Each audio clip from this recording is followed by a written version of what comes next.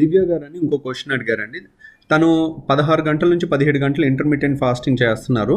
చేస్తుంటే she is happy. తనకి మంచి రిజల్ట్స్ వస్తుంది, కొంత వెయిట్ లాస్ వస్తుంది, ఫిట్నెస్ పెరిగింది, హ్యాపీగా ఉన్నారు అని అంటున్నారు. కాకపోతే చుట్టూ ఉన్నోళ్ళందరూ ఇలా చేస్తే నువ్వు ఇది తినకపోతే గ్యాస్ ట్రబుల్ వచ్చింది అని మనకి ఒకే మాటని 10 మంది 10 సార్లు చెప్పారనుకోండి, అమ్మో నిజంగా అది నిజమే అని అనిపించి మనకి ఆరోగ్యంగా ఉన్న ఫీలింగ్ ఉన్నా, ఆనందంగా ఉన్న ఫీలింగ్ ఉన్నా మనం ఏదో తప్పు చేస్తున్నాం అనే ఫీలింగ్ కలుగుతుంది. కాబట్టి మీరు ఆనందంగా ఉన్నంత వరకు, మీకు గ్యాస్ ట్రబుల్ రానంత వరకు మీరు హ్యాపీగా దాన్ని కంటిన్యూ చేసుకోండి. ఇంటర్మిటెంట్ ఫాస్టింగ్ చాలా మంచిది.